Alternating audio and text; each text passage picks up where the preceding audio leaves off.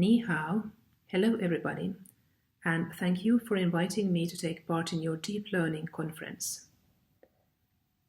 I hope that you are all well and feel inspired to learn more about deep learning.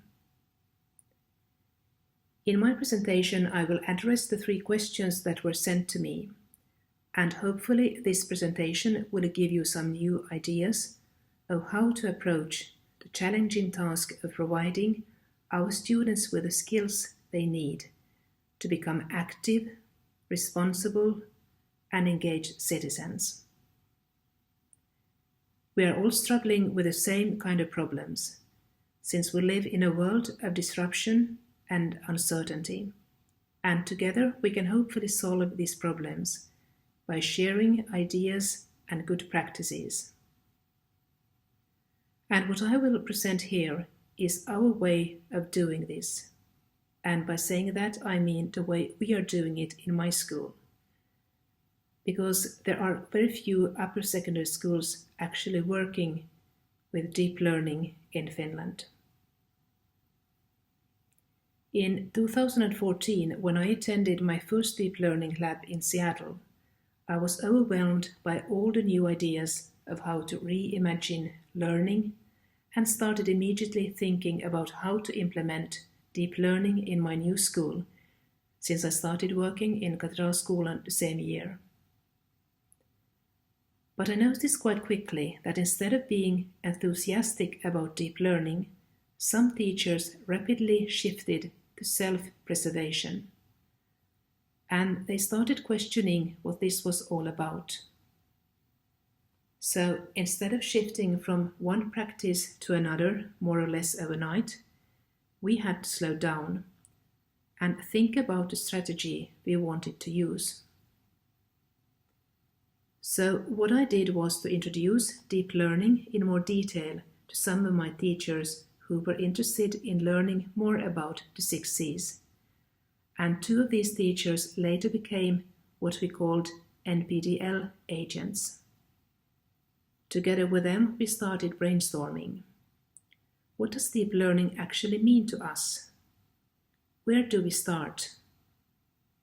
What changes do we need to make?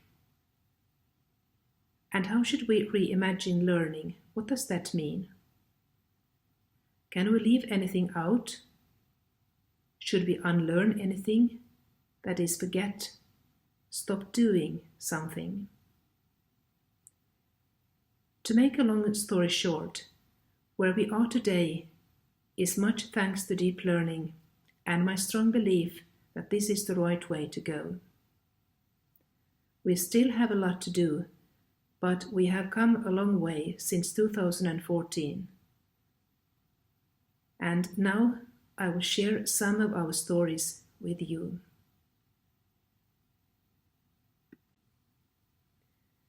The first question you asked me was, how do we lead students to explore an issue and inspire them to see the value of taking action to make a change? This is a very interesting question, and I'm glad to see you used the word lead, because it's all about leading people in the desired direction. So, how do we lead students? I would say it all starts with the teachers, who themselves must be interested in what they are doing. The students will immediately notice if a teacher is interested in his job or not. And this is due to something that is called mirror neurons. If you smile, other people will respond by smiling too. If you are sad, other people may start feeling sad as well. So your mindset matters. To design a good learning experience for the students, there are some things the teacher should consider. First of all, the teacher has to know his or her subject, the curriculum, goals, and core contents. This sounds pretty obvious, but unfortunately there are still teachers who lean too much on textbooks and just try to get to the end of it in time for the grading. What they should do instead is reflecting on what is crucial for the students to learn and why. They also need to know the students as individuals. What are their interests, strengths, and learning needs? What are their students curious about? Otherwise, you can't lead your students towards the desired goals. This way of design learning is what Finland calls backward design.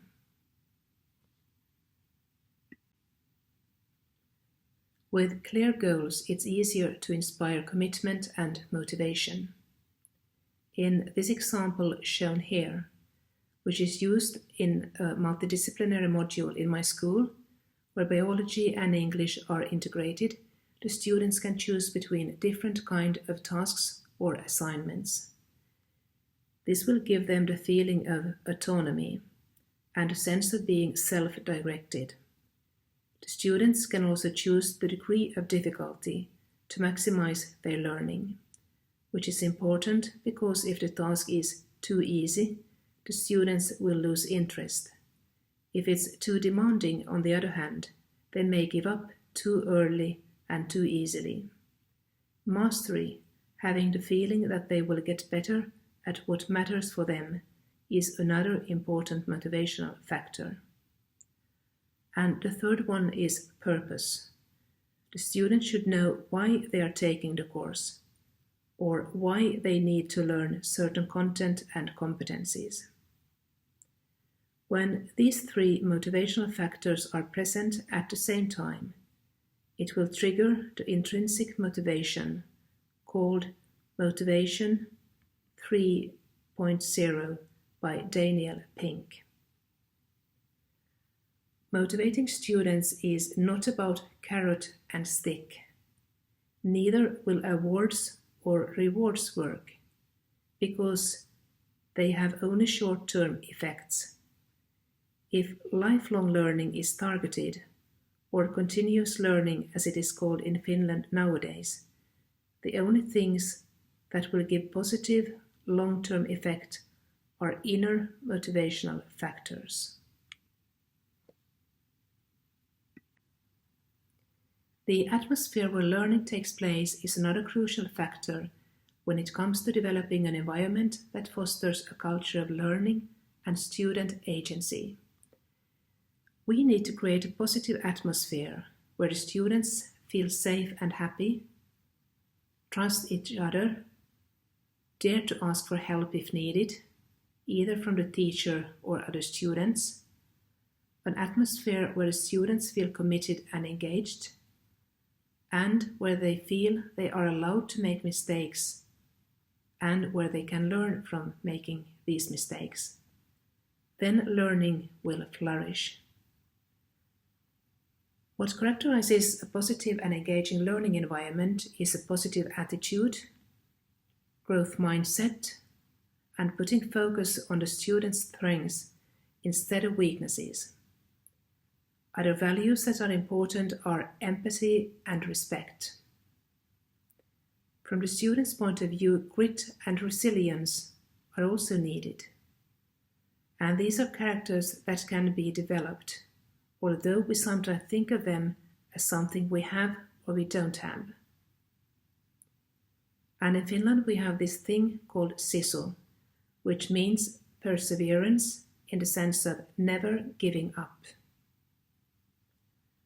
Why it's so important to create a positive atmosphere at school has to do with our brains and the way they work.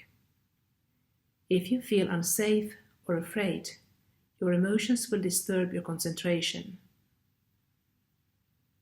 and your brains will be in something that is called a fight or flight mode. If you feel safe, on the other hand, and feel a genuine support from your teacher and peer students, your brain will open up and go into something that is called a learning mode. And this is what happens when you are in flow.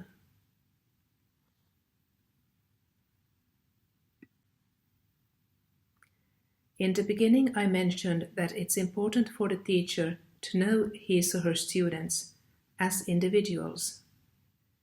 As a teacher, you may ask how to do that, especially if you have large groups with many students in your class, and there never seems to be enough time to really get to know them all as individuals. The example I will show you here is how one of my teachers has solved the problem. In a way, you could say the teacher asks the students to do her job, but in the long run, this helps the students to get to know who they are as learners. What the teacher does is to ask the students to reflect on their learning, why they have chosen to study this course, and what their goals and expectations are. The teacher also asks them to answer more detailed questions about their own activity during lesson time, what disturbs their concentration, what their note-taking strategies look like, what learning strategies they use, and how they use the feedback they get to make progress. Once this is done, it's much easier for the teacher to use the information in, for example, a teacher-student conversation.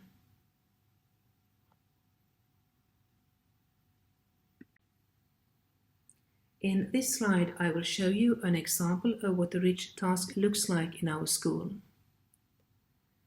To motivate and get the students' attention, the teacher starts with a brief introduction to the subject, which in this case happens to be about pollution. What is important to notice here is the how question, where the teacher makes the students think about how did we end up having this kind of problem. This how question triggers the students' curiosity and interest to find out more. What is also typical for a rich task is collaboration. And to complete the task, the students have to contribute with their own individual efforts and collaborate with other students. By doing so, they will deepen their understanding of the problem. Consequently, the students are asked to dig deeper into the issue, to read, to exchange ideas, to discuss with other students, to process what they have just learned, to take notes and try to remember what they have studied, and to test their new insights by watching a video to really understand the magnitude of the problem. They also have to make a podcast where they show their understanding and come up with new ideas of how to solve the problem. That is, to use their knowledge and competencies in a new, innovative and creative way.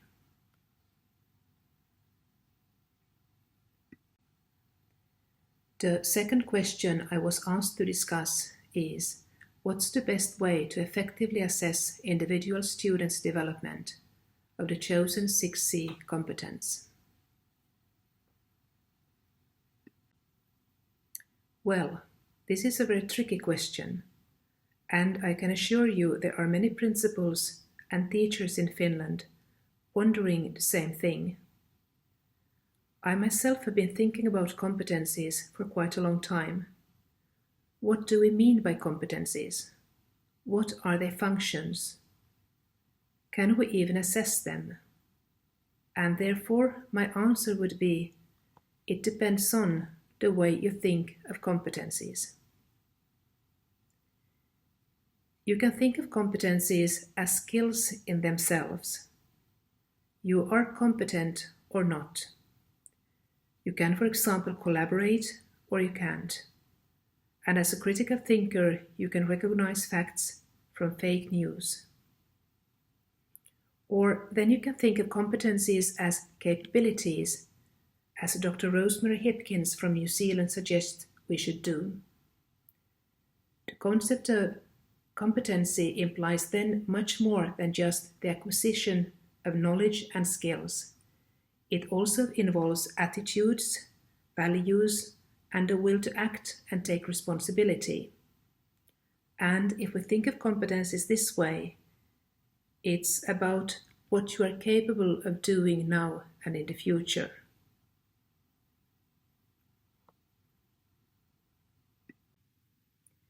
To describe what I mean, and to understand what is meant by capabilities, you could think of competencies as a starry sky with different constellations.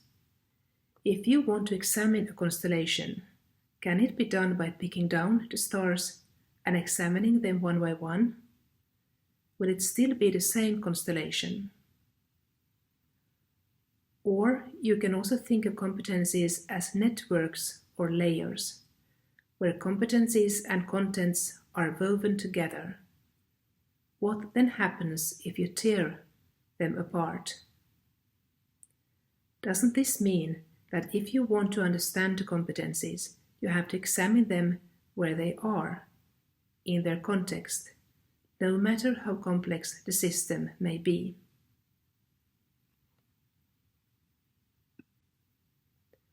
And this is also the Finnish way of thinking about competencies. In our new curriculum that we will start working on in August, the transversal competencies, as they are called in Finland, are more like capabilities than competencies per se, and their task is to create coherence by weaving together different parts of the curriculum.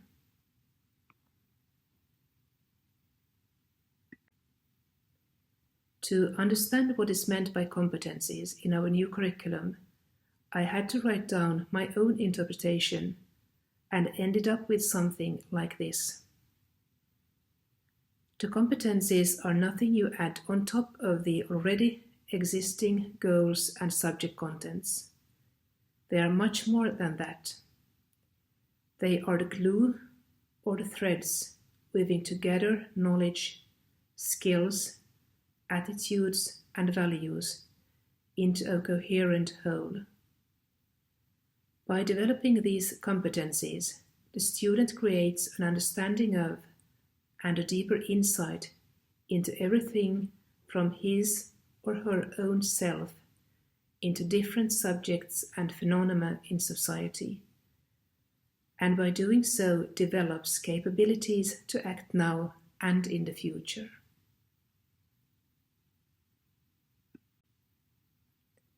With this in mind, how should competencies be assessed?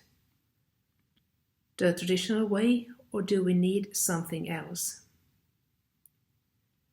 By examining a competence out of its context, we will hardly get the information we are looking for, since all the capabilities are woven into a coherent whole.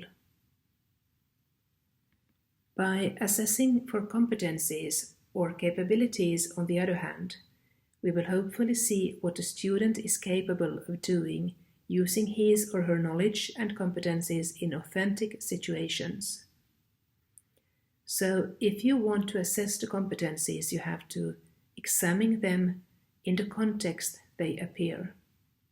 To do so, teachers weave competencies into rich tasks, assess competencies in action, gather evidence from multiple sources such as portfolios, involve students in assessment decisions, and use students' self and peer assessment.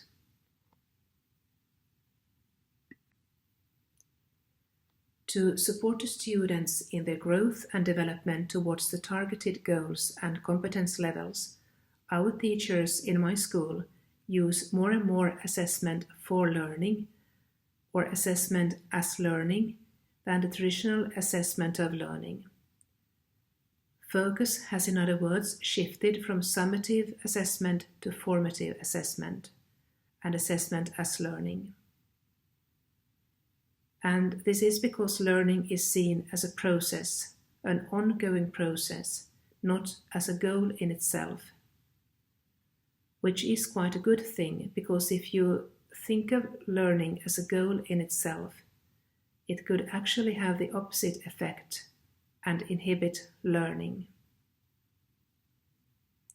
In this particular example, the teacher has defined success criteria, which helps the students to know what they have to do to achieve a certain level of competency.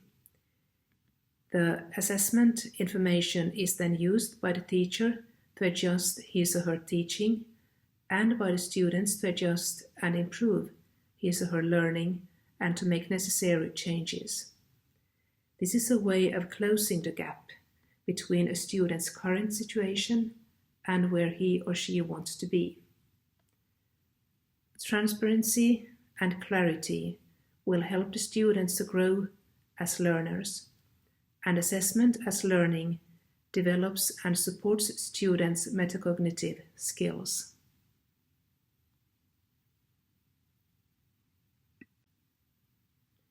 In this last example, which is an example of assessing rich tasks, the student is asked to demonstrate the content and skills he or she has acquired, and also to show the chosen competencies or capabilities in actions. The teacher and the students have decided to have an oral exam instead of a written one, which gives the teacher and the students an opportunity to reflect on the results together and to discuss how to proceed from here. The oral exam is more like a dialogue between student and teacher than a traditional test situation, where the student usually have to wait quite a long time before getting the feedback. What is assessed in this task is the student's ability to understand what is important and relevant within this specific area of biology, how it overlaps with other subjects, and how well a student performs using the different competencies targeted. That is, critical thinking, communication, and character in this specific case.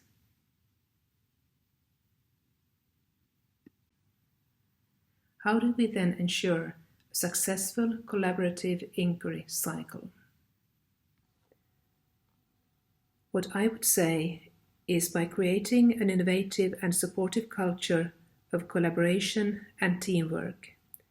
It's all about leadership and leading by example.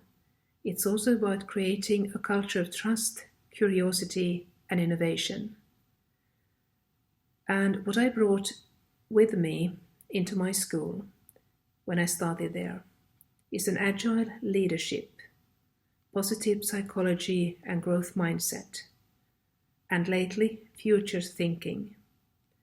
And when it comes to learning strategies and things like that, I try to lean on the latest results within neuroscience and what this interesting area of research can bring to our knowledge.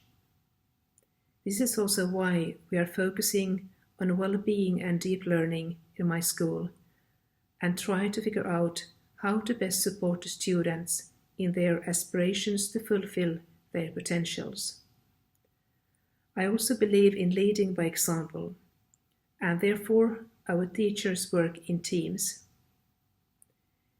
If the teachers themselves are not capable of working in teams or sharing ideas and experiences, how would they then know how to lead their students when it comes to collaboration and learning from each other? Just to give a couple of examples of what it actually means.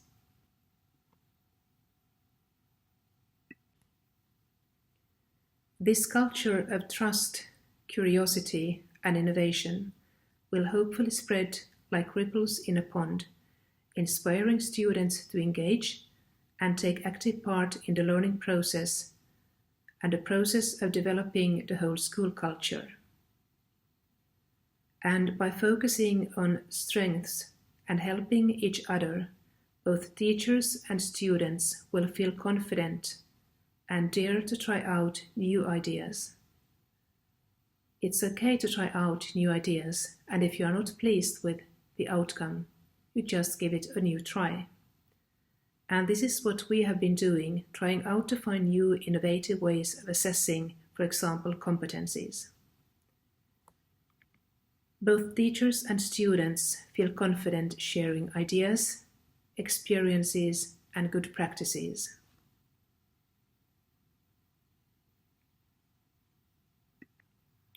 In this last slide on how to ensure a successful collaborative inquiry cycle, I have used the same examples that I referred to earlier, to show you how they fit into this collaborative inquiry process in learning design, although we don't use this model as such in my school.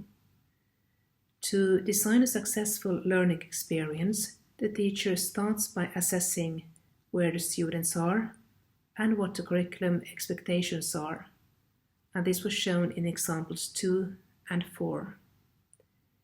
In phase 2, the teacher designs rich tasks that engage the students in acquiring the competencies needed to meet the learning goals, and this was demonstrated in example 3. In the third phase, the teacher monitors learning and guides students into deeper discoveries by asking what is called open questions or coaching questions like how, why, what if.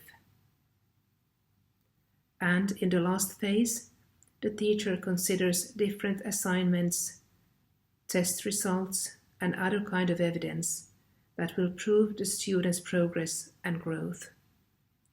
And as I mentioned earlier, both self and peer assessment is frequently used in my school because this is in line with our new assessment requirements. So, to conclude, it's all about learning and the learning process.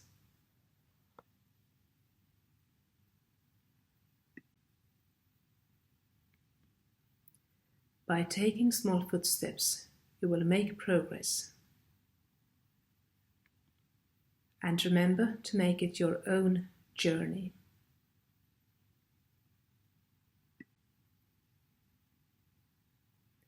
Thank you. 谢谢。